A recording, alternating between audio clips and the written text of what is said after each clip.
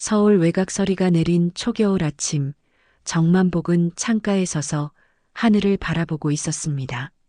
서울 외곽의 낡은 단독주택, 그가 반평생 일에 마련한 집이었지요. 창문 너머로 보이는 앙상한 나뭇가지들이 차가운 바람에 흔들렸습니다. 겨울이 오고 있었어요. 그의 70 넘은 주름진 얼굴에는 근심이 가득했습니다. 아버지, 오늘까지예요. 짐 다 싸셨죠? 아들 성민의 냉담한 목소리가 등 뒤에서 들려왔습니다. 만복은 천천히 돌아섰습니다. 성민은 비싼 수트를 차려입고 서 있었고 그 옆에는 며느리 지혜가 팔짱을 낀 채 서 있었지요. 성민아, 내가 여기서 살면 안 되겠니? 만복의 목소리는 떨렸습니다. 성민은 짜증 섞인 한숨을 내쉬었어요. 아버지가 돈도 없는데 뭐하러 여기 있어요? 우리가 이 집 리모델링해서 팔 거라고 몇 번이나 말씀드렸잖아요. 계약서에 서명하셨잖아요. 만복은 기억이 났습니다. 몇 달 전 성민이 가져온 서류들. 아버지 노후를 위한 거예요라며 내민 종이들에 서명했던 일. 그때는 아들을 믿었지요. 그럼 내가 어디로 가면 되겠니? 성민은 어깨를 으쓱했습니다. 그건 아버지 문제지. 우리도 살기 바빠요. 아버지처럼 평생 가난하게 살고 싶지 않다고요. 지혜가 한 발짝 앞으로 나섰습니다. 그녀의 눈빛은 차가웠어요. 시아버님, 유산 다 정리했으니 이제 우리 집 아니에요. 오늘까지만 있으시라고 했잖아요. 이미 충분히 배려했어요. 만복은 믿을 수 없다는 눈으로 두 사람을 바라보았습니다. 아내 미숙이 살아있었다면 이런 일은 없었을 텐데. 미숙이 떠난 지 이제 3년. 그 후로 성민과 지혜는 점점 더 만복을 멀리했습니다. 내 집, 내 토지, 다 너희에게 넘겼는데. 성민이 손목시계를 확인하며 짜증을 냈습니다. 아버지, 저희도 일이 있어요. 12시까지만 짐 싸시고 나가세요. 더 이상 말씀 마시고요. 두 사람은 만복을 남겨둔 채 밖으로 나갔습니다. 현관문이 닫히는 소리가 들렸지요. 만복은 떨리는 다리로 침대에 앉았습니다. 탁자 위에 놓인 미숙의 사진을 바라보았어요. 미숙아, 우리 아들이 이렇게 변했구나. 만복은 마른 세수를 했습니다. 분노가 치밀어 올랐지만 어쩔 수 없었습니다. 낡은 여행 가방에 몇 벌의 옷과 미숙의 사진, 오래된 다이어리 몇 권을 담았지요. 그게 전부였습니다. 반평생 모은 재산은 이제 아들의 것이었어요. 정오가 되자 지혜가 돌아왔습니다. 그녀는 만복의 짐을 확인하더니 남은 물건들을 쓰레기 봉투에 담기 시작했어요. 이건 제 물건인데. 만복이 말했지만 지혜는 듣지 않았습니다. 다 오래됐잖아요. 버릴 거예요. 빨리 나가세요. 만복은 마지막으로 집을 둘러보았습니다. 미숙과 함께한 30년의 세월, 성민이 자란 방, 이제는 모두 남의 것이 되었지요. 그는 지갑을 열어보았습니다. 8만 원. 그게 전부였어요. 지혜야, 내가 갈 곳이 없구나. 지혜는 차갑게 대답했습니다. 저희 탓이 아니에요. 평생 돈도 못 모으시고 이제 와서 저희한테 기대세요? 찜질방이라도 가보세요. 노숙자들 많이 있다던데. 그 말에 만복의 가슴이 찢어지는 것 같았습니다. 그는 아무 말 없이 가방을 들고 집을 나섰습니다. 문턱을 넘는 순간 그의 눈에서 눈물이 흘러내렸지요. 거리에 서서 만복은 어디로 가야 할지 막막했습니다. 친구들은 모두 고향에 있었고 서울에는 아는 사람이 거의 없었어요. 그는 무거운 발걸음으로 동네 찜질방을 향해 걸었습니다. 일단 오늘 하루만이라도. 찜질방 안은 따뜻했습니다. 만복은 입장료를 내고 들어가 구석에 자리를 잡았지요. 주변에는 그와 비슷한 처지의 노인들이 여럿 있었습니다. 그들의 눈빛에서 만복은 자신의 모습을 보았어요. 내가 뭘 잘못했나? 만복은 중얼거리며 한숨을 내쉬었습니다. 미숙의 사진을 꺼내 바라보았지요. 그녀의 미소가 그리웠습니다. 미숙은 생전에 자주 말했어요. 만복아, 성민이 돈에 눈 멀면 조심해.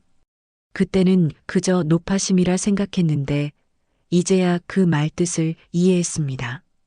만복은 사진을 가슴에 안고 쓰라린 눈물을 흘렸어요. 다음 날 아침 만복은 찜질방을 나와 할 일을 찾아보기로 했습니다. 하지만 이른이 넘은 노인에게 일자리는 없었지요. 그는 다시 찜질방으로 돌아왔습니다.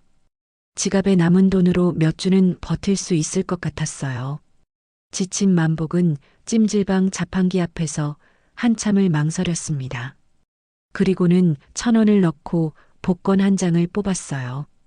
이거나마 저를 살려줘. 만복은 복권을 주머니에 넣고 구석자리에 앉았습니다. 이제 그의 삶은 완전히 달라졌지요. 집도 가족도 잃은 채 찜질방에서 노숙하는 신세가 되었습니다. 하지만 그의 마음 한구석에는 작은 희망이 남아 있었어요. 그 희망이 1,000원짜리 복권에 담겨 있었습니다. 찜질방 생활도 어느덧 3달이 넘었습니다. 찬 바닥에 누워 보내는 밤이 이제는 익숙해졌지요. 만복은 매주 1,000원씩 복권을 사는 습관을 들였습니다. 그것만이 자신의 유일한 낙이자 희망이었거든요. 가진 돈은 점점 줄어들었고 이대로라면 얼마 지나지 않아 거리로 나앉게 될 것이 뻔했습니다. 하지만 만복은 포기하지 않았어요. 오늘도 복권 한 장이네요. 찜질방 근처 편의점 주인이 익숙한 듯 말했습니다. 만복은 부끄러운 듯 웃으며 1,000원을 내밀었지요. 네, 언젠가는 당첨될지도 모르잖아요. 주인은 미소를 지으며 기계에서 복권 한 장을 뽑아주었습니다. 만복은 복권을 받아들고 작은 소망을 담아 주머니에 넣었어요. 그날 밤 찜질방 텔레비전 앞에 모인 노인들 사이에서 만복도 자리를 잡았습니다. 복권 추첨 시간이었지요. 여느 때와 같이 별 기대 없이 주머니에서 복권을 꺼내 번호를 확인했습니다. 첫 번째 번호가 발표되었습니다. 일치했군요. 두 번째 번호도, 세 번째 번호도. 만복의 가슴이 점점 빨리 뛰기 시작했어요. 설마, 네 번째, 다섯 번째, 여섯 번째 번호까지 모두 일치했습니다. 만복은 자신의 눈을 의심했어요. 다시 한번, 또 한 번 번호를 확인했지만 틀림없었습니다. 1등 당첨이었어요. 50억 원. 어떡해. 만복은 중얼거렸지만 아무도 그의 말에 주의를 기울이지 않았습니다. 그는 황급히 복권을 주머니에 다시 넣고 주변을 살폈어요. 다행히 아무도 그의 복권을 보지 못한 것 같았습니다. 만복은 당첨의 기쁨보다 두려움이 앞섰습니다. 누군가 이 사실을 알게 된다면? 성민과 지혜가 알게 된다면? 잠을 이루지 못한 만복은 이른 아침부터 복권 당첨금 수령 방법을 알아보았습니다. 인터넷 카페에서 여러 정보를 찾아보니 신분증만 있으면 간단한 절차로 당첨금을 받을 수 있었지요. 그는 낡은 옷차림 그대로 복권 판매점으로 향했습니다. 어르신, 무슨 일로 오셨어요? 젊은 직원이 만복을 맞이했습니다. 만복은 주변을 살피며 낮은 목소리로 말했어요. 복권이 당첨됐는데 어떻게 해야 하나요? 직원은 만복의 복권을 확인하고는 눈이 커졌습니다. 어머, 1등이세요. 축하드립니다. 잠시만요. 본사에 연락해야. 만복은 황급히 직원의 말을 막았습니다. 조용히 해주세요. 다른 사람들이 알면 안 돼요. 직원은 만복의 당혹스러운 표정을 보고 이해했는지 고개를 끄덕였지요. 그는 만복에게 필요한 서류와 절차를 설명해 주었습니다. 만복은 모든 과정을 비밀리에 진행하고 싶다고 요청했고 직원은 도움을 약속했습니다. 이틀 후 만복은 50억 원이 입금된 통장을 손에 쥐었습니다. 그는 통장을 바라보며 어지러움을 느꼈어요. 자신이 평생 벌었던 돈보다 훨씬 많은 금액이었습니다. 그런데 복권 번호를 자세히 보니 어딘가 낯이 익었습니다. 그 숫자들은 마치 미숙의 생일과 자신의 생일, 그리고 결혼기념일 숫자를 조합한 것 같았어요. 만복은 고개를 갸웃거렸습니다. 우연일까? 아니면 그날 밤 만복은 찜질방 구석에 앉아 미숙의 다이어리를 꺼내 보았습니다.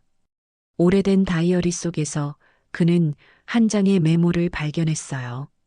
만복아, 언젠가 내가 이 메모를 읽는다면 우리 마을 우체국에 있는 내 편지함을 확인해봐. 번호는 우리 결혼 기념일이야. 만복은 가슴이 두근거렸습니다. 미숙이 남긴 메시지였어요. 그리고 복권 번호와 미숙의 메모가 연결된 것 같은 기분이 들었습니다. 만복은 결심했어요. 내일 당장 고향 마을로 돌아가 미숙이 남긴 편지함을 확인해 봐야겠다고. 찜질방을 나서기 전 만복은 자신의 통장을 안전하게 보관했습니다. 아직은 누구에게도 당첨 사실을 알리고 싶지 않았거든요. 특히 성민과 지혜에게는요. 그들이 자신을 쫓아냈던 그날 미숙이 남긴 마지막 말이 떠올랐습니다.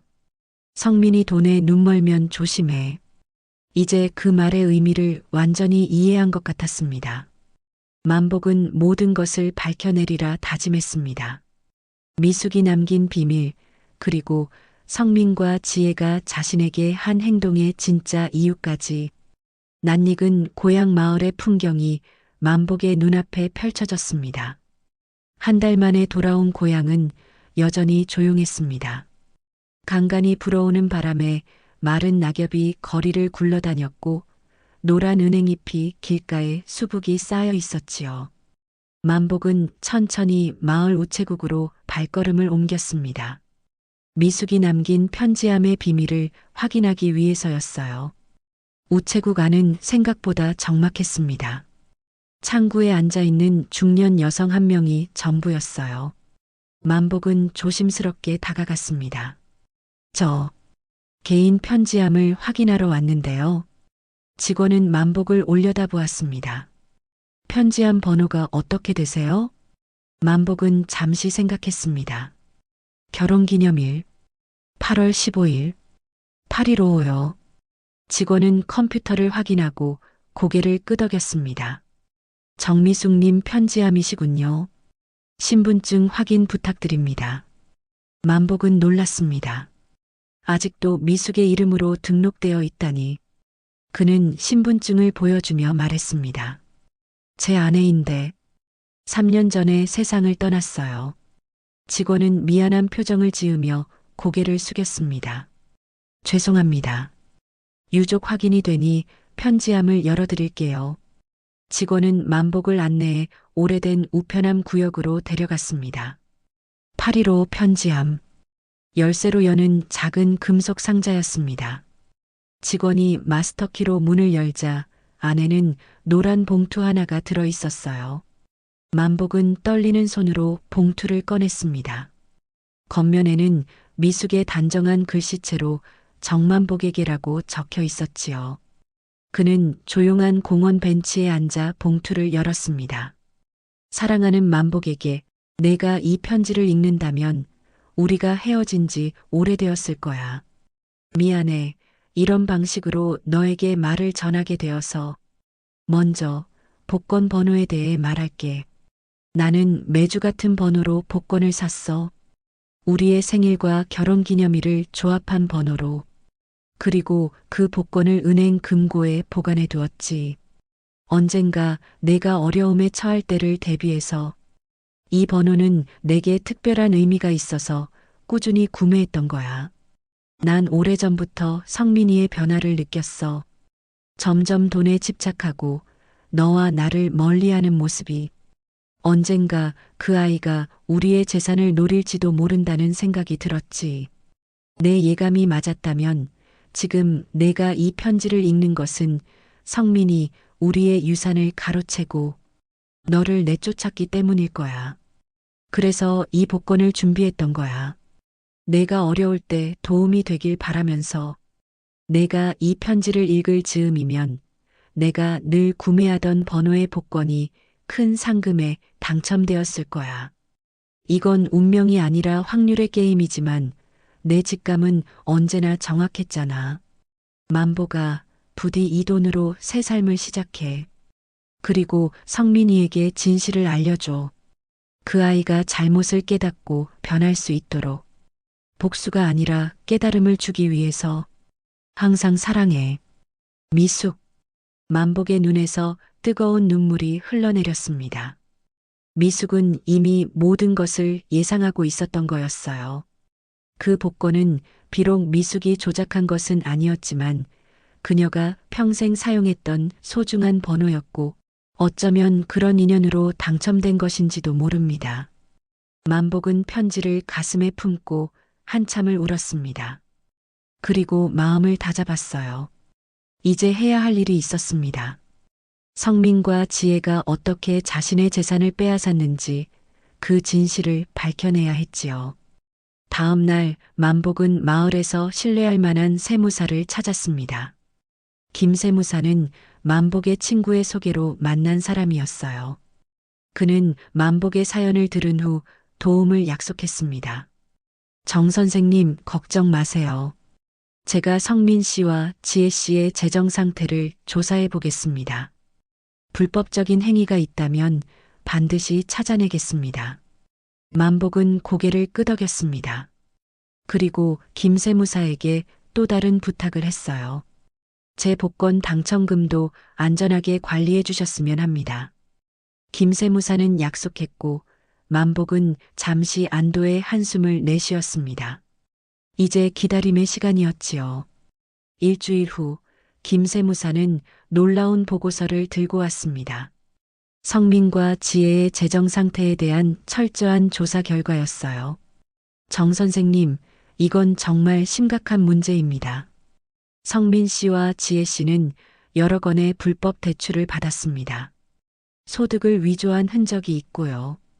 더 심각한 것은 선생님의 토지를 팔아 얻은 돈으로 주변 땅들을 사들이는 중인데 마을 주민들에게 시세보다 훨씬 낮은 가격에 땅을 팔도록 속이고 있습니다. 만복은 분노로 주먹을 쥐었지만 곧 진정했습니다. 미숙의 편지가 떠올랐거든요. 복수가 아니라 깨달음을 주기 위해서. 김 선생님, 어떻게 하면 좋을까요? 김 세무사는 잠시 생각하더니 말했습니다. 우선 증거를 더 모아야 합니다. 그리고 이들의 약점을 이용해 압박할 수 있는 방법을 찾아야 해요. 만복은 고개를 끄덕였습니다. 그리고 마음속으로 계획을 세우기 시작했어요. 성민과 지혜의 탐욕을 이용한 함정을 설계하기로 했습니다. 그들이 스스로 잘못을 인정하고 변화할 수 있는 기회를 주는 동시에 만약 거부한다면 그들의 비리를 세상에 알릴 증거도 확보하는 것이었지요. 김 선생님, 성민이와 지혜에게 익명의 편지를 보내고 싶습니다. 그들의 불법 대출과 사기 행각을 알고 있다는 내용으로요. 김 세무사는 놀란 표정으로 만복을 바라보았습니다. 협박하실 생각이세요? 만복은 고개를 저었습니다. 아닙니다. 단지 그들의 반응을 보고 싶을 뿐이에요. 진심으로 후회하고 잘못을 바로잡을 의지가 있는지 아니면 끝까지 거짓말을 할 것인지. 김 세무사는 만복의 계획을 듣고 천천히 고개를 끄덕였습니다. 그리고 함께 편지를 작성했어요. 짧지만 강력한 메시지였습니다. 성민 씨, 지혜 씨에게 당신들의 불법 대출과 토지 사기 행각을 알고 있습니다. 협상하고 싶다면 연락 주세요. 그렇지 않으면 모든 증거가 당국에 제출될 것입니다. 편지와 함께 일회용 전화번호를 남겼습니다. 이제 기다림의 시간이었지요. 만복은 마음속으로 미숙에게 속삭였습니다. 미숙아, 이게 맞는 방법일까? 우리 아들을 구할 수 있을까? 이른 아침부터 굳게 닫힌 창문 틈으로 찬 기운이 스며들었습니다. 만복은 작은 여관방에서 몸을 일으키며 창밖을 바라보았습니다. 마을 전체가 희뿌연 안개에 덮여 있었지요. 그는 천천히 몸을 일으켜 준비를 시작했습니다. 오늘은 성민과 지혜로부터 답장이 올 가능성이 있는 날이었거든요. 전날 보낸 익명의 편지가 그들에게 어떤 영향을 미쳤을지 만복은 궁금했습니다. 그들이 진심으로 반성하고 잘못을 인정한다면 어쩌면 용서의 가능성도 있을 테고 그렇지 않다면 만복은 고개를 저었습니다. 아직은 그 생각을 하고 싶지 않았어요. 오전 11시 김세무사가 만복의 방을 찾아왔습니다. 그의 표정은 심각했어요. 선생님, 성민 씨가 전화를 했습니다. 만복의 가슴이 쿵 내려앉았습니다. 김세무사는 녹음된 통화 내용을 틀어주었어요. 여보세요? 누구십니까? 성민의 목소리가 떨렸습니다. 당신의 불법 대출과 토지 사기에 관한 증거를 가진 사람입니다. 김세무사의 목소리였습니다. 무슨 말씀이신지. 전 그런 거 한 적 없습니다. 소득을 위조하여 대출받은 내역과 마을 주민들을 속여 헐값에 땅을 산 증거가 있습니다. 경찰에 신고할까요? 아니면 대화할까요? 잠시 침묵이 흘렀고 그 다음 성민의 목소리가 달라졌습니다. 뭘 원하시는 거죠? 먼저 당신이 한 일을 인정하세요. 그게 제가 어쩔 수 없었어요. 빚이 많았거든요. 그리고 아버지 땅은 그건 합법적으로 얻은 겁니다. 당신이 아버지를 속이고 쫓아낸 것도 합법적이라고 생각합니까? 이번에는 더 긴 침묵이 이어졌습니다. 만복은 가슴이 아팠습니다. 아들의 목소리에서 진정한 후회는 느껴지지 않았거든요. 당신 누구십니까? 아버지를 아세요? 내일 오후 2시 마을 외곽 폐공장에서 만납시다. 혼자 오세요. 통화는 그렇게 끝났습니다. 만복은 무거운 한숨을 내쉬었어요. 어떻게 생각하십니까, 선생님? 김세무사가 물었습니다. 만복은 천천히 고개를 들었습니다. 성민이는 진심으로 반성하지 않는 것 같습니다. 내일 만나서 직접 확인해 봐야겠군요. 김세무사는 걱정스러운 표정으로 말했습니다. 위험할 수도 있습니다. 제가 함께 가겠습니다. 다음 날 오후 만복과 김세무사는 폐공장 근처에 도착했습니다. 김세무사는 녹음 장치를 준비했고 만복은 모자와 마스크로 얼굴을 가렸습니다. 아직은 정체를 드러낼 때가 아니었지요. 정확히 2시 성민이 혼자 폐공장에 도착했습니다. 그는 주변을 두리번거리며 불안한 표정이었어요. 만복과 김세무사는 구석에 숨어 그를 지켜보았습니다. 왔나요? 성민이 작은 목소리로 불렀습니다. 김세무사가 만복에게 눈짓을 했고 만복은 고개를 끄덕였습니다. 김세무사가 먼저 나섰어요. 성민 씨, 이쪽입니다. 성민은 놀라 뒤를 돌아보았습니다. 김세무사가 나타나자 그는 경계하는 표정으로 물었습니다. 당신이 어제 전화한 사람입니까? 맞습니다. 제가 당신의 불법 행위에 관한 증거를 갖고 있습니다. 성민은 입술을 깨물었습니다. 증거라는 게 뭡니까? 전 아무 잘못도 안 했어요. 김세무사는 가방에서 서류를 꺼내 보여주었습니다. 성민의 얼굴이 창백해졌어요. 이걸 어떻게... 중요한 건 그게 아닙니다. 당신이 아버지를 어떻게 대했는지 말해보세요. 성민은 갑자기 방어적인 태도를 취했습니다. 그건 가족 문제입니다. 당신이 상관할 바가 아니에요. 그렇습니까? 아버지의 재산을 가로채고 찜질방으로 쫓아낸 건 단순한 가족 문제가 아니라 사기죠. 성민의 얼굴이 붉어졌습니다. 아버지는 자신을 돌볼 능력이 없었어요. 우리가 도움을 줬을 뿐이에요. 거짓말 마세요. 만복이 마침내 모습을 드러냈습니다. 그는 천천히 모자와 마스크를 벗었어요. 성민의 눈이 커졌습니다. 아, 아버지. 만복은 아들을 똑바로 쳐다보았습니다. 그의 눈에는 분노와 슬픔이 뒤섞여 있었지요. 내가 날 어떻게 대했는지 기억하니? 수십 년 동안 모은 내 집과 토지를 빼앗고 마치 쓰레기처럼 버렸지. 성민은 말을 더듬었습니다. 아버지, 그건 저희가 생각이 내 어머니가 남긴 말이 있다. 성민이 돈에 눈멀면 조심하라고. 난 믿지 않았지. 내 아들을 믿었으니까.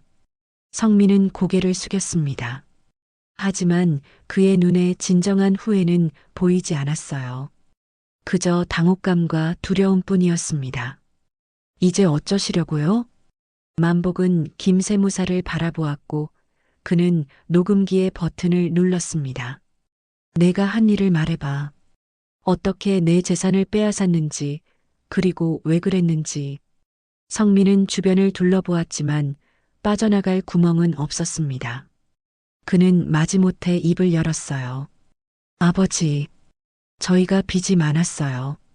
사업이 잘 안 풀렸고, 지혜가 말했어요. 아버지 재산을 우리가 관리하면 더 나아질 거라고. 그래서 날 속이기로 결정했구나. 처음엔 아니었어요. 저희가 관리만 하려고 했는데 점점 욕심이 커졌지. 성민은 대답하지 않았습니다.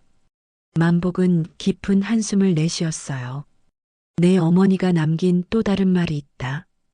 복수가 아니라 깨달음을 주기 위해서라고. 난 너에게 기회를 주려고 해. 내가 한 일을 바로잡을 기회를. 성민의 눈이 희망으로 빛났습니다. 기회요? 그래. 마을 주민들에게 내가 속여서 산 땅을 정당한 가격으로 돌려주고 내 불법 대출에 대해 금융당국에 자수해. 그리고 내게 진심으로 사과해. 성민은 망설였습니다. 그때 그의 전화가 울렸어요. 성민은 황급히 전화를 받았습니다. 여보, 지금 어디야? 아니, 아직 안 끝났어. 뭐? 아니, 그러지 마. 내가 알아서 할게. 전화를 끄는 성민의 표정이 변했습니다. 그의 눈에 결의가 서렸어요. 아버지, 저는 생각해 봐야겠습니다. 이건 쉬운 결정이 아니에요. 만복은 아들의 변화를 감지했습니다.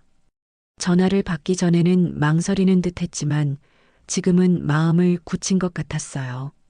지혜의 영향이라고 짐작했습니다. 성민아, 이건 내 마지막 기회다. 내가 진심으로 잘못을 인정하지 않는다면. 아버지, 저희도 할 말이 있어요. 아버지는 평생 돈을 못 벌었잖아요. 저희가 그 재산을 훨씬 더 잘 활용할 수 있다고요. 만복은 아들의 말에 가슴이 찢어지는 것 같았습니다. 마지막 희망마저 사라져버렸어요. 알았다, 성민아. 내 선택을 했구나. 만복은 김세무사에게 고개를 끄덕였고 그는 녹음을 멈췄습니다. 성민은 갑자기 상황이 심각해졌음을 깨달았어요. 아버지, 그거 뭡니까? 내가 한 말의 기록이다. 이제 내가 선택해. 내일까지 결정해. 그 후에는 모든 증거가 경찰과 언론에 공개될 거야.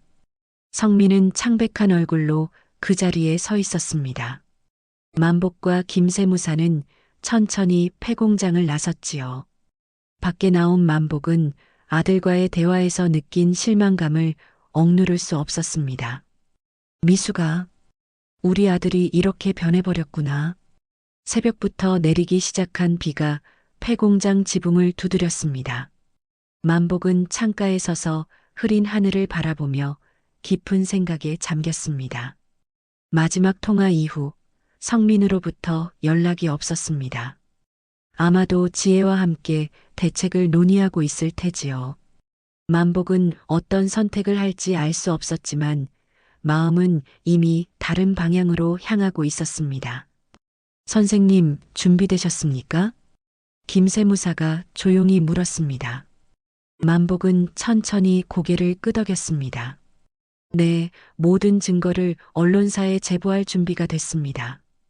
김세무사는 서류 봉투를 만복에게 건넸습니다. 그 안에는 성민과 지혜의 불법 대출 증거, 토지 사기 문서, 그리고 어제의 녹음 파일이 들어 있었습니다. 만복은 봉투를 바라보며 한숨을 내쉬었습니다. 마지막으로 한 번 더 기회를 주고 싶습니다. 성민이에게 전화해서 결정을 물어봐 주세요. 김세무사는 고개를 끄덕이고 전화를 걸었습니다. 몇 번의 신호음 후에 성민이 전화를 받았습니다. 여보세요? 성민 씨, 김세무사입니다. 결정하셨습니까? 잠시 침묵이 흐른 후 성민의 목소리가 들려왔습니다. 저희는 법적으로 조언을 구했습니다. 당신들이 가진 증거라는 게 법정에서 인정받을 수 없을 거라더군요. 협박죄로 고소할 수도 있고요. 만복은 아들의 말에 심장이 내려앉는 것 같았습니다. 결국 아들은 잘못을 인정하지 않기로 한 것이었습니다. 김세무사는 만복을 바라보았고 그는 천천히 고개를 끄덕였습니다. 그렇군요. 그럼 오늘 오후 모든 증거가 언론에 공개될 것입니다. 행운을 빕니다. 김세무사가 전화를 끊자 만복은 창가에서 돌아섰습니다. 우리 계획대로 진행합시다. 그날 오후 지역 신문사와 방송국은 충격적인 내용을 보도했습니다. 부동산 사업가 정성민, 불법 대출과 토지 사기 의혹이라는 제목의 특종 기사가 나갔지요. 녹음된 성민의 목소리가 방송을 타면서 마을 전체가 발칵 뒤집혔습니다. 성민의 집 앞에는 취재진들이 몰려들었고 마을 주민들은 분노했습니다. 특히 성민에게 땅을 헐값에 판 노인들은 눈물을 흘리며 항의했지요. 성민과 지혜는 집에 숨어 전화를 받지 않았습니다. 이틀 후 만복은 김세무사와 함께 조용한 카페에 앉아 있었습니다. 그때 그의 휴대폰이 울렸습니다. 성민이었어요. 아버지, 저 성민입니다. 만복은 침착하게 대답했습니다. 성민아, 어떻게 지내니? 아버지, 왜 이러세요? 저희 가족이 파탄났어요. 집 앞에 기자들이 몰려 있고 사람들이 저희를 손가락질해요. 지혜는 충격으로 병원에 입원했다고요. 만복은 아들의 외침에 가슴이 아팠지만 흔들리지 않았습니다. 내가 한 일에 대한 결과야, 성민아. 내가 내 말을 들었다면 이런 일은 없었을 거다. 아버지, 어떻게 이럴 수 있어요? 전 아버지 아들이에요. 그래, 넌 내 아들이야. 하지만 내가 날 쫓아낼 때는 그걸 잊었지. 잠시 침묵이 흘렀습니다. 성민의 목소리가 떨리며 들려왔습니다. 아버지, 제가 잘못했어요. 어떻게 해야 하죠? 이제 모든 걸 잃게 생겼어요. 만복은 깊은 숨을 내쉬었습니다. 성민아, 아직 늦지 않았다. 지금이라도 진심으로 잘못을 인정하고 바로잡으려 노력한다면 내가 도와주마. 정말요? 어떻게요? 우선 마을 주민들에게 정당한 가격으로 땅값을 보상해. 그리고 불법 대출에 대해 자수해. 마지막으로 진심으로 사과해. 하지만 그렇게 하면 저희는 모든 걸 잃어요. 감옥에 가게 될지도 모르고. 그건 내가 선택한 결과야, 성민아. 하지만 진심으로 잘못을 바로잡는다면 내가 최대한 도와줄게. 성민은 한참을 생각하더니 마침내 대답했습니다. 알겠어요, 아버지. 제가 잘못했어요. 도와주세요. 만복은 고개를 끄덕였습니다. 시험의 순간이었습니다.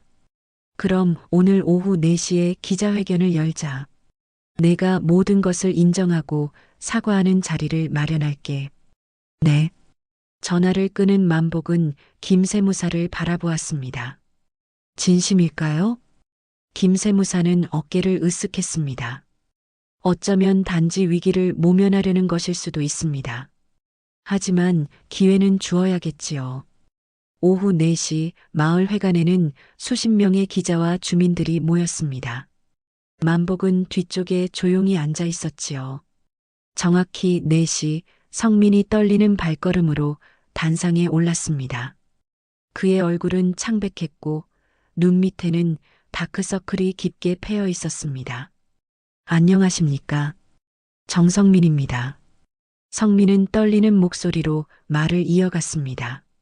저는 오늘 제가 저지른 잘못에 대해 사과드리려 합니다. 마을 주민 여러분의 토지를 부당하게 구입한 것과 불법 대출을 받은 것이 사실입니다. 그리고 그때 갑자기 지혜가 회관으로 들어섰습니다.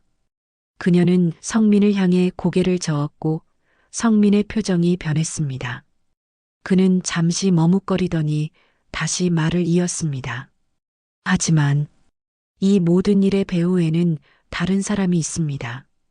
제 아버지 정만복이 저를 함정에 빠뜨렸습니다. 그는 복권에 당첨되어 50억을 받았지만 저에게 한 푼도 주지 않고 회관이 술렁였습니다. 만복은 천천히 자리에서 일어났습니다. 모든 시선이 그에게 쏠렸지요. 성민아, 내가 또 거짓말을 하는구나. 만복이 단상으로 걸어나갔습니다. 성민은 당황한 표정으로 뒤로 물러섰어요. 아버지. 여러분, 제가 정만복입니다. 제 아들 성민이 말한 것처럼 저는 복권에 당첨됐습니다. 하지만 그건 제가 집과 재산을 빼앗기고 찜질방에서 노숙하게 된 후의 일입니다. 만복은 차분하게 자신의 이야기를 들려주었습니다. 어떻게 성민과 지혜가 자신을 속여 재산을 빼앗았는지, 그리고 어떻게 찜질방에서 복권을 사게 되었는지를 말이죠. 그리고 이 복권 번호는 제 아내가 생전에 항상 구매하던 번호였습니다. 마치 그녀가 저를 돕기 위해 남겨둔 것 같았지요. 기자들은 열심히 메모를 했고 주민들은 만복의 이야기에 깊은 동정심을 느꼈습니다. 성민은 점점 더 초라해 보였고 지혜는 분노로 얼굴이 일그러졌습니다. 여러분, 저는 복수하려 했던 게 아닙니다. 단지 진실을 밝히고 제 아들이 올바른 길로 돌아오길 바랐을 뿐입니다. 하지만 만복은 슬픈 눈으로 성민을 바라보았습니다. 결국 내 아들은 끝까지 거짓말을 선택했군요. 성민은 고개를 숙였습니다. 그의 어깨가 무너져 내렸지요. 지혜는 회관을 황급히 빠져나갔습니다. 기자회견이 끝나고 만복은 쓸쓸히 회관을 나섰습니다. 그런데 뜻밖에도 성민이 그를 쫓아왔습니다. 아버지. 만복은 돌아보았습니다. 성민의 눈에는 눈물이 고여 있었어요. 아버지, 정말 죄송합니다. 제가 너무 잘못했어요. 이번에는 진심처럼 들렸습니다. 만복은 한참 아들을 바라보다가 천천히 고개를 끄덕였습니다. 성민아, 너를 용서하진 않지만 내가 스스로 바로잡아 나가길 바란다. 그 말을 남기고 만복은 돌아섰습니다. 아들과의 관계는 끝났지만 이제 그는 자신의 삶을 새롭게 시작할 준비가 되어 있었습니다. 새벽녘의 조용한 공기가 마을을 감싸고 있었습니다. 마을 입구에 있는 작은 여관에서 만복은 신문을 펼쳐보았습니다. 일면 톱 기사였지요. 부동산 사업가 정성민, 불법 대출과 토지 사기 인정, 검찰 수사 착수. 만복은 깊은 한숨을 내쉬었습니다. 아들의 몰락이 시작된 것이었지요. 며칠 전 기자회견 이후 상황은 빠르게 전개되었습니다. 금융당국은 성민의 불법 대출을 조사하기 시작했고 검찰은 토지 사기 의혹에 대한 수사에 착수했습니다. 지혜는 해외로 도주하려다 공항에서 체포되었다는 소식도 들려왔어요. 선생님, 아침 식사하셨습니까? 김세무사가 여관 식당으로 들어오며 인사했습니다. 만복은 고개를 끄덕였어요. 네, 이제 막 마쳤습니다. 오늘은 어떤 계획이 있습니까? 오늘은 마을 주민들과 만남이 있습니다. 그리고 오후에는 은행에서 당첨금 활용 방안에 대해 상담할 예정입니다. 만복은 묵묵히 고개를 끄덕였습니다. 이제 그의 마음에는 평화가 찾아오기 시작했습니다. 복수도 분노도 이제는 중요하지 않았어요. 남은 생을 어떻게 의미 있게 보낼지가 더 중요했지요. 오전 10시 마을 회관에는 수십 명의 주민들이 모였습니다. 대부분은 성민에게 땅을 팔았던 노인들이었지요. 만복은 조용히 단상에 올라 마이크를 잡았습니다. 여러분, 안녕하십니까? 정만복입니다. 주민들은 존경의 눈빛으로 만복을 바라보았습니다. 그는 진심을 담아 말을 이어갔습니다. 제 복권 당첨금 50억 원 중 15억 원을 여러분의 땅 반환을 위해 기부하고자 합니다. 회관이 술렁였습니다. 만복은 손을 들어 진정시켰습니다. 제 아들이 여러분에게 저지른 잘못을 바로잡고 싶습니다. 여러분이 정당한 대가를 받지 못한 땅의 차액을 보상해 드리겠습니다. 노인들의 눈에는 눈물이 고였습니다. 한 할머니가 일어나 떨리는 목소리로 말했어요. 정 선생님, 그런 큰 돈을 우리 때문에 쓰실 필요 없습니다. 만복은 미소를 지었습니다. 아닙니다. 이건 제 의무입니다. 그리고 여러 원은 찜질방에서 만난 동료들을 위한 소규모 쉼터를 건립하는데 사용하려고 합니다. 주민들은 박수를 쳤고 만복은 깊이 고개를 숙였습니다. 그의 마음은 미숙의 말을 따르고 있었습니다. 복수가 아니라 깨달음을 주기 위해서. 오후 만복은 은행에서 나머지 돈을 어떻게 관리할지 상담했습니다. 자신의 노후와 기부 예비금으로 보관하기로 결정했지요. 그는 더 이상 큰 집이나 호화로운 생활을 원하지 않았습니다. 오히려 소박하게 살면서 필요한 곳에 도움을 주는 삶을 꿈꿨어요.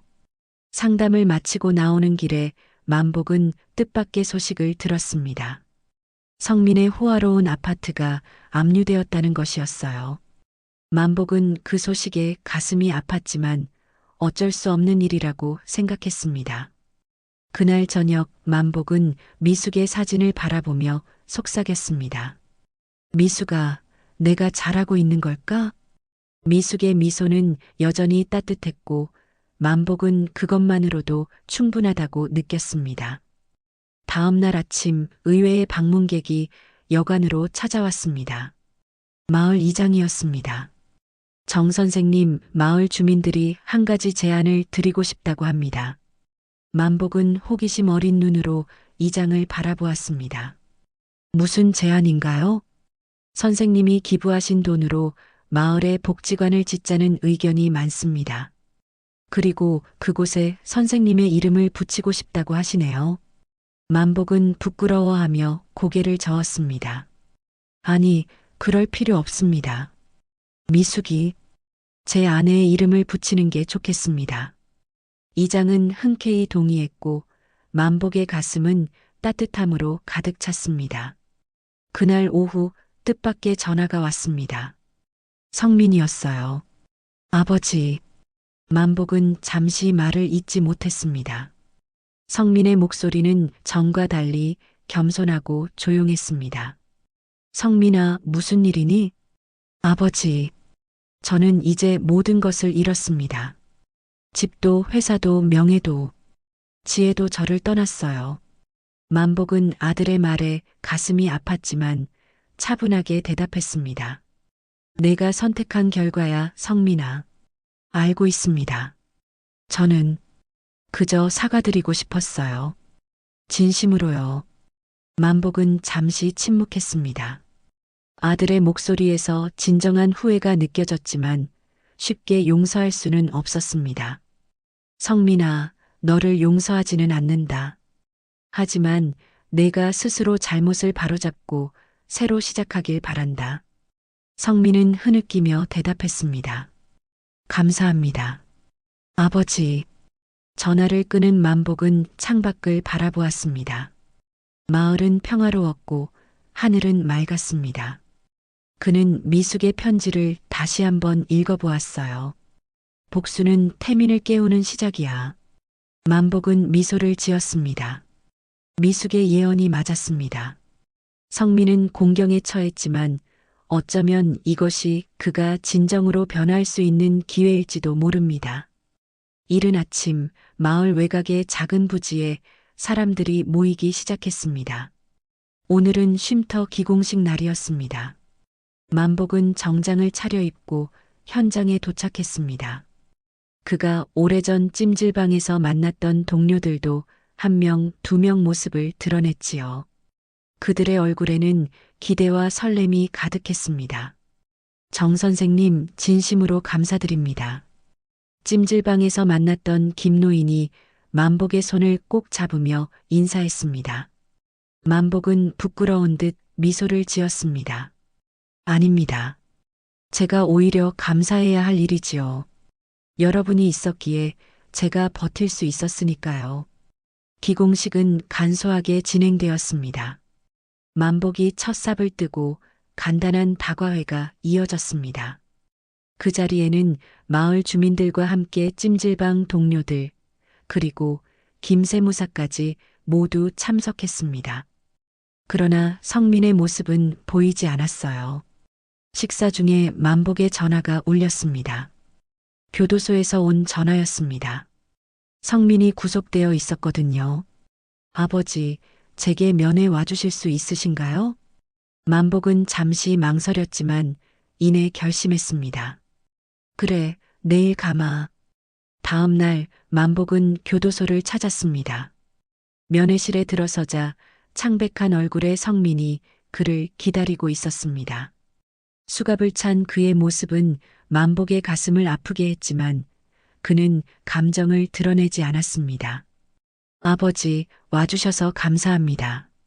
성민은 고개를 숙였습니다. 만복은 천천히 의자에 앉았습니다. 무슨 일로 날 보자고 했니? 성민은 떨리는 손으로 편지 한 장을 꺼냈습니다. 이건 제가 쓴 편지입니다. 모든 주민들에게 사과하는 내용이에요. 아버지께서 전해주셨으면 합니다. 만복은 편지를 받아들고 잠시 바라보았습니다. 그리고 조용히 물었습니다. 진심으로 후회하고 있니? 성민은 고개를 끄덕였습니다. 그의 눈에는 눈물이 고여 있었습니다. 네, 아버지 잘못했습니다.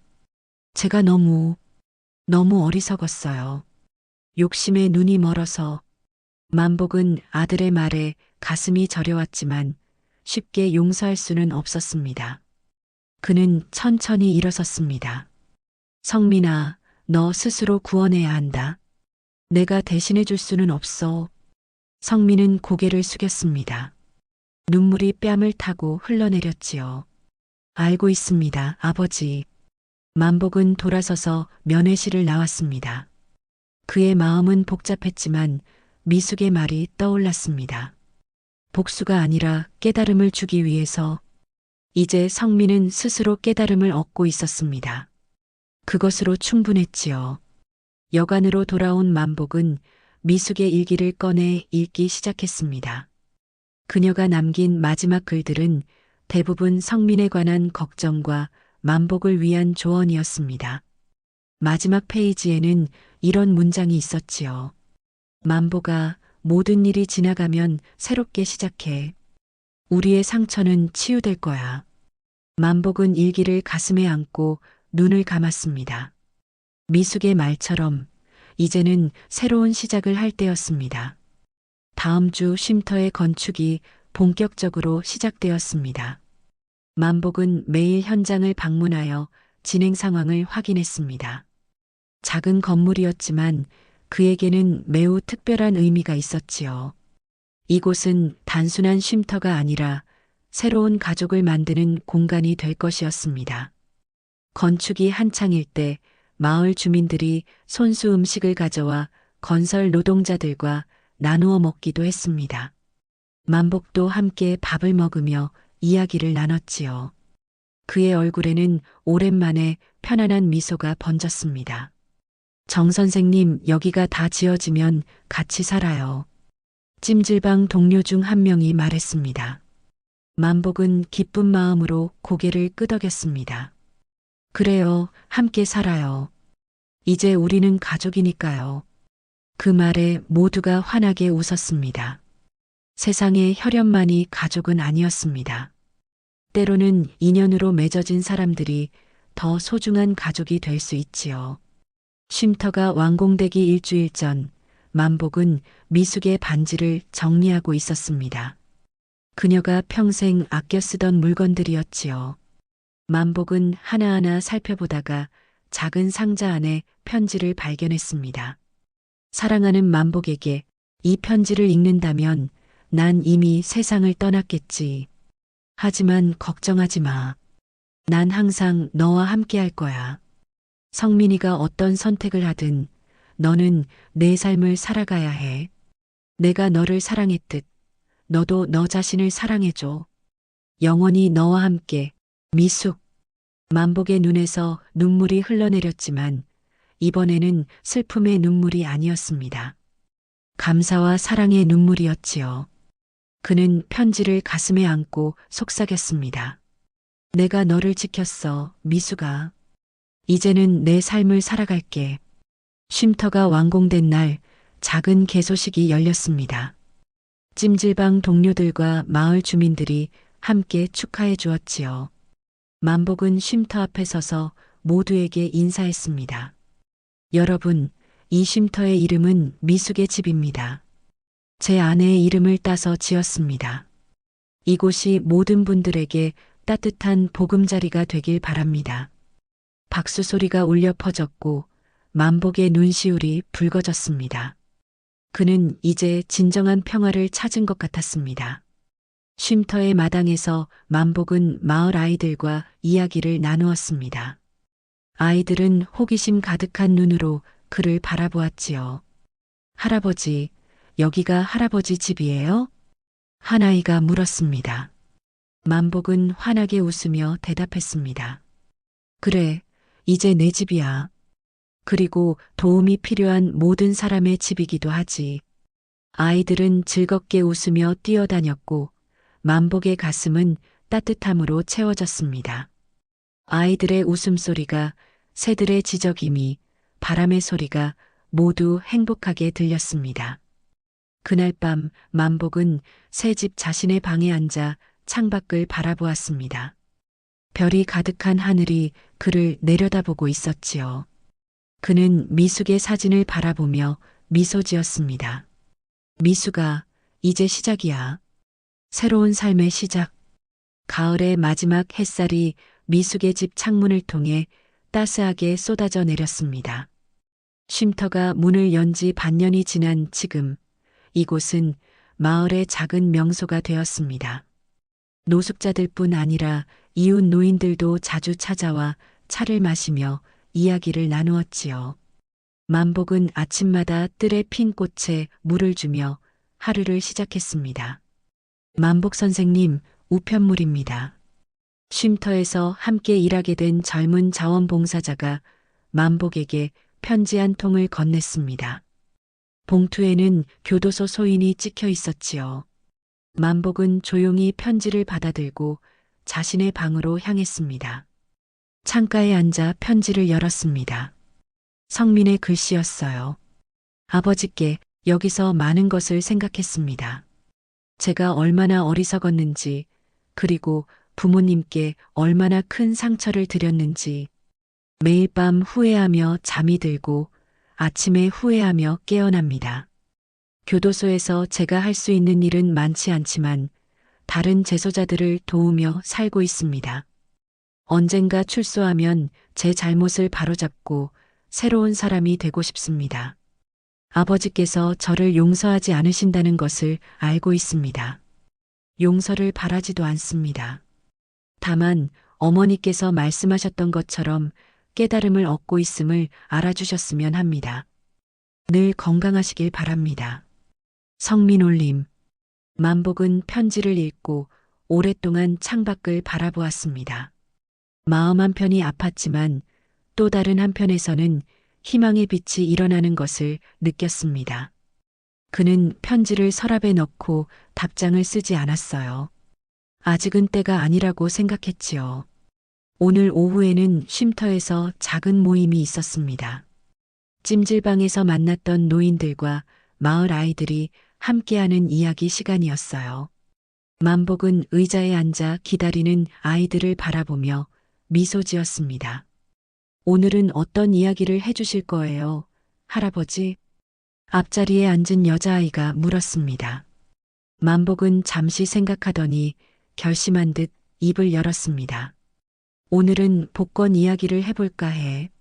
작은 희망이 큰 변화를 만드는 이야기지. 아이들은 눈을 반짝이며 귀를 기울였습니다. 만복은 자신의 이야기를 시작했지요. 모든 것을 잃고 찜질방에서 노숙하던 시절부터 복권에 당첨되고 아들과의 갈등을 겪고 결국 이 쉼터를 만들기까지의 여정을 담담하게 들려주었습니다. 그래서 기억해야 할 것은 이거란다. 작은 희망 하나가 때로는 우리 삶 전체를 바꿀 수 있다는 것. 그리고 가장 중요한 것은 돈이 아니라 마음이라는 것. 아이들은 감동한 표정으로 만복의 이야기를 들었습니다. 노인들도 고개를 끄덕이며 자신들의 이야기와 겹쳐보는 듯 했어요. 이야기가 끝나고 만복은 마을 아이들에게 미숙의 사진을 보여주었습니다. 이분이 바로 이 집의 이름이 된 미숙 할머니란다. 참 따뜻한 미소를 가진 분이셨지. 아이들은 사진 속 미소 짓는 여인을 신기한 듯 바라보았습니다. 만복은 아내의 미소가 이 아이들을 통해 계속 이어지길 바랐습니다. 저녁이 되자 쉼터는 조용해졌습니다. 만복은 자신의 방 창가에 앉아 서서히 어두워지는 마을을 바라보았습니다. 그의 손에는 새 1,000원짜리 지폐가 들려 있었어요. 그는 매주 복권을 사던 습관을 이제는 그만두었지만 이 한 장의 1,000원은 특별한 의미로 간직하고 있었지요. 미수가 이제 나를 위해 살아갈게. 만복은 중얼거리며 햇살을 바라보았습니다. 창문으로 들어오는 따스한 빛이 그의 얼굴을 밝게 비추었어요. 그의 주름진 얼굴에는 이제 평화와 만족감이 깃들어 있었습니다. 복수와 고통의 시간은 지나갔고 이제 그는 진정한 평화를 찾았습니다. 쉼터는 단순한 건물이 아니라 새로운 가족, 새로운 공동체의 시작이었지요. 만복은 더 이상 혼자가 아니었습니다. 마을 사람들은 만복의 이야기에 감동했고 그의 행동에 존경을 표했습니다. 미숙의 집은 마을의 자랑거리가 되었고 그곳에서 시작된 작은 변화들이 마을 전체에 퍼져나갔습니다. 밤이 깊어가는 시간, 만복은 침대에 누워 천장을 바라보았습니다. 성민의 편지를 떠올리며 가슴 한편이 저렸지만 언젠가 그도 진정으로 변할 수 있을 거라는 희망을 완전히 버리지는 않았습니다. 비록 지금은 단절되어 있지만 미숙이 예언했듯이 깨달음은 시작되었으니까요. 만복의 작은 탁자 위에는 오래된 다이어리가 놓여 있었습니다. 미숙이 남긴 마지막 말들이 적혀 있는 그 다이어리는 이제 만복의 가장 소중한 보물이 되었지요. 만복아, 삶은 계속된다. 그리고 우리의 사랑도.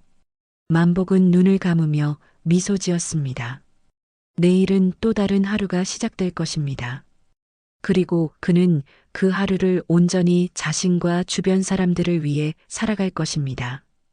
복수와 분노가 아닌 사랑과 나눔으로 채워진 새로운 삶을 계속해 나갈 것입니다. 바람이 창문을 스치고 지나갔고 만복은 평화롭게 잠이 들었습니다. 그의 꿈속에서 미숙은 환하게 웃으며 그를 바라보고 있었습니다.